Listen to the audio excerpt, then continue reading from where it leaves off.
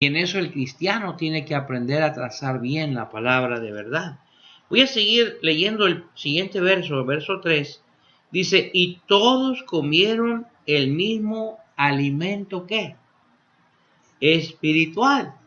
Vea usted de nuevo, hermanos. Vea usted de nuevo una enseñanza doctrinal. Porque Pablo ahora llama el alimento que espiritual. Nosotros podemos decir que ellos comieron el maná, ¿sí? Y podemos decir que eran cosas materiales. Pero sin embargo, Pablo me enseña doctrina, me enseña cosas espirituales. En aquel tiempo, los judíos que comieron este alimento venido del cielo, difícilmente pudiéramos nosotros decir que ellos entendían ese propósito espiritual de Dios que ahora los cristianos podemos comprender en estas historias bíblicas. Y Pablo me está enseñando cómo se está trazando la palabra de verdad.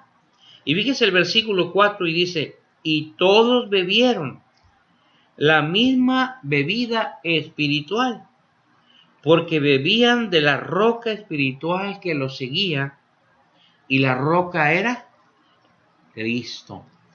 Note bien, hermano, la forma en que Pablo nos enseña la historia bíblica, ¿sí? El cristiano, en realidad, hermano, para trazar bien la palabra de verdad, tiene que conocer bien cada historia de la Biblia, ¿sí?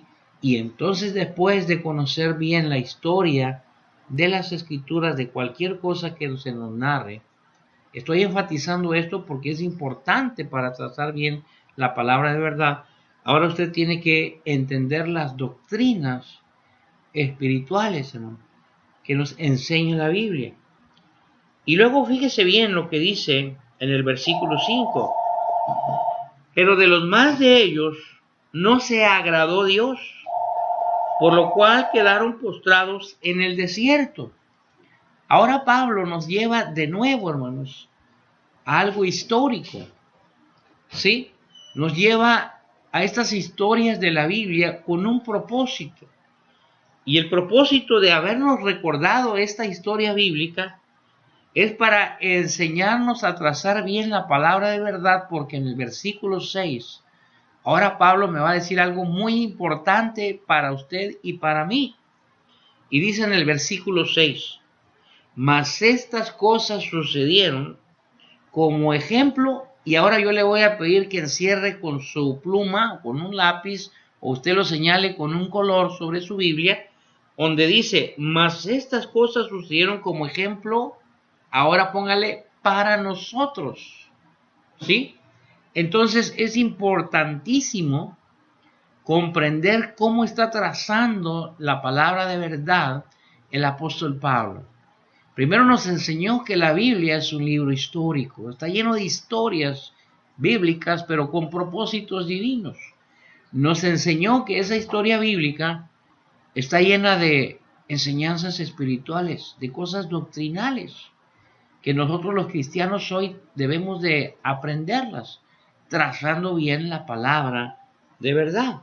Y tercero, hermano, algo que me enseña el apóstol Pablo en el versículo 6 es que todas estas cosas que sucedieron, sí, son para nosotros un ejemplo.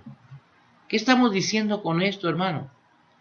Que la Biblia es un libro histórico, es un libro doctrinal, pero es un libro de aplicación personal. Sí, hermano. Por eso aquellas personas que agarran la Biblia y que nada más la leen, dicen, ¿qué tiene que ver conmigo esto? Bueno, es que no están comprendiendo que la Biblia, cada historia bíblica, tiene como propósito una aplicación personal. Porque fíjese, hermano, cómo dice el versículo 7. Léalo conmigo. Ni seáis idólatras, como algunos de ellos. Fíjese la aplicación personal que está dando el apóstol Pablo, en este caso, a los que están leyendo la carta en ese tiempo de Pablo, que eran los corintios. Pablo les dice a los hermanos de esta carta, no sean ustedes idólatras, como algunos de ellos en el tiempo pasado. O sea que la aplicación personal para los cristianos es que en el ejemplo histórico que tenemos de la nación de Israel, tiene como aplicación esas historias para que los creyentes hoy no caigamos en esa desobediencia y en ese peregrinar que tenemos en este mundo y no pequemos contra el Señor y nosotros vayamos tras los ídolos. Algo que Pablo nos está diciendo que en exhortación, nosotros no hagamos lo que ellos están haciendo. Dice, ni seáis idólatras como algunos de ellos, según está escrito. Se sentó el pueblo a comer y a beber y se levantó a jugar. Fíjese la siguiente aplicación personal que nos da el apóstol Pablo. Dice, ni forniquemos, como algunos de ellos fornicaron y cayeron en un día 23,000. De nuevo el apóstol Pablo, hermano, le pone una aplicación personal. Entonces, cuando nosotros leamos la Biblia, usted dele una aplicación personal para que realmente le edifique estas historias bíblicas. Usted vea realmente la voluntad de Dios en estos escritos de estas narraciones históricas que tienen como propósito a nosotros apartarnos de aquello que en realidad nos lleva a la desobediencia o a la pecaminosidad contra el Señor. Fíjese cómo dice el verso 9. Ni tentemos al Señor como también algunos de ellos le tentaron y perecieron por las serpientes. De nuevo Pablo nos da una aplicación personal de algo que es histórico. Fíjese el verso 10. Ni murmuréis como algunos de ellos murmuraron y perecieron por el destructor. Nuevamente Pablo nos da una aplicación personal de estos hechos históricos. Ahora fíjese el versículo 11. ¿Cómo nos lleva de nuevo Pablo a comprender esa aplicación personal que tenemos que hacer de las Escrituras? Dice el versículo 11, y estas cosas les acontecieron como ejemplo y están escritas para amonestarnos a nosotros, a quienes han alcanzado los fines de los siglos. Note bien, hermano, cómo Pablo de nuevo hace referencia a que estas cosas que estamos aprendiendo de la Biblia, estas historias bíblicas, estos acontecimientos, como así le llama, cosas históricas verdaderas, están puestas como ejemplo para que nosotros seamos amonestados, ¿sí? Para no hacer lo que aquel pueblo de Israel lamentablemente hizo, violando, hermanos, el pacto de Dios y desobedeciendo completamente las leyes de nuestro Dios. Bueno, ahora quiero decirle, hermano, usted puede abrir su Biblia y, por ejemplo, usted puede leer la historia de Caín y Abel. Usted va a decir, bueno, ¿qué tiene que ver la historia de Caín y Abel conmigo? Hermano, por algo se escribió esta historia. Primero yo tengo que conocer la historia bien de Caín y de Abel. Después de que yo pueda profundizar y conocer bien esta historia de estos dos hijos de Adán y Eva, yo puedo, después de conocer bien esta historia, trágica lamentablemente, yo tengo que saber encontrar las doctrinas. ¿Qué doctrinas me está enseñando esta historia, por ejemplo, de Caín y Abel? Bueno, primeramente, pues no debo de matar. ¿Debo de amar a quién? A mi hermano, ¿sí? Son doctrinas espirituales, hermanos, que me está enseñando, ¿sí? Esta historia bíblica. Y podemos hablar de más doctrinas que nos pudiera enseñar esta historia acerca de nuestras ofrendas a Dios.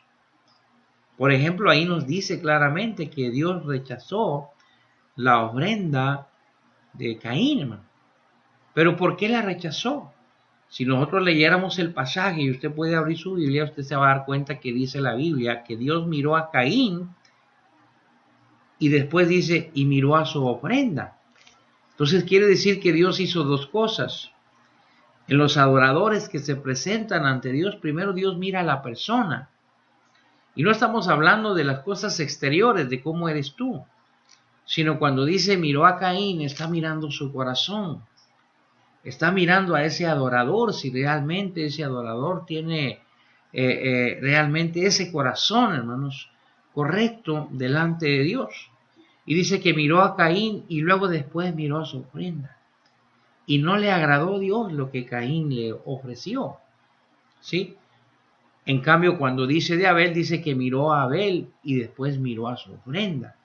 Y a Dios le agradó la ofrenda que le trajo Caín, porque la Biblia más adelante también nos da una doctrina y una aplicación personal. Y nos dice, por ejemplo, el apóstol Juan que Caín era del maligno. Entonces ya me está enseñando otra doctrina, ¿sí? Acerca de los que son hijos del diablo y que en realidad no quieren agradar a Dios. Son falsos. Su corazón es mezquino. No es un corazón realmente obediente o que busque agradar a Dios, hermano. Es una religión hipócrita, formalista, exterior, hermano.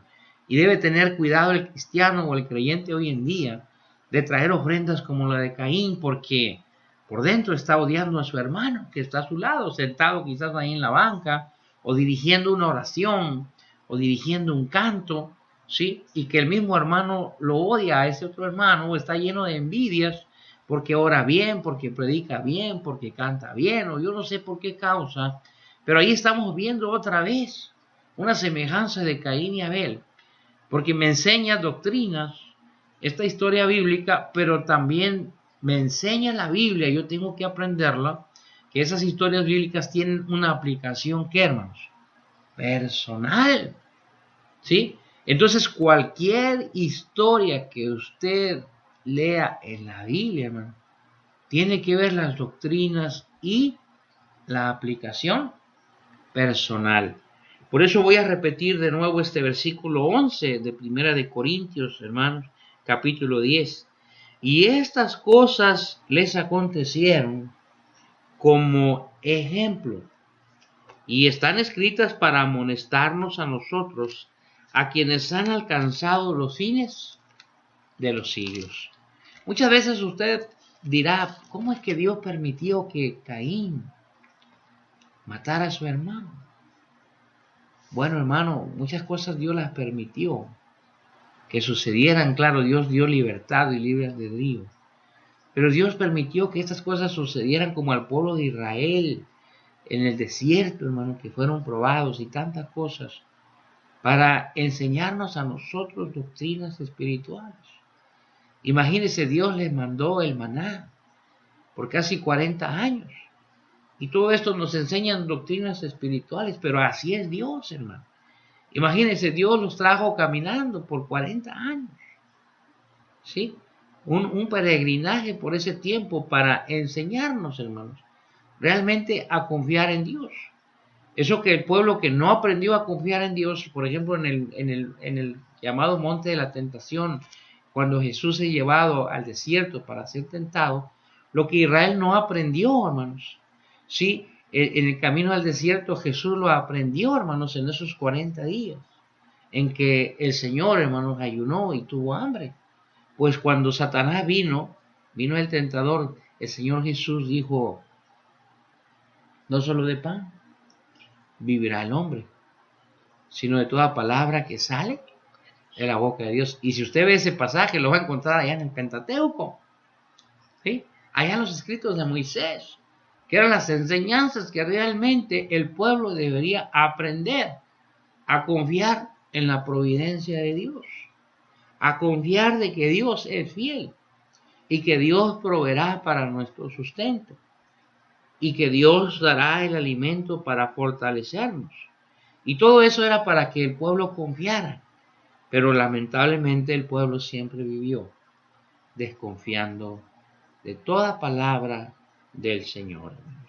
Así es que en esta historia bíblica estamos aprendiendo, hermanos, realmente a trazar la palabra de verdad. Otra cosa importante, hermano, que le quiero decir es que cuando el cristiano aprende Estas tres cosas que nos enseña Pablo en este pasaje tan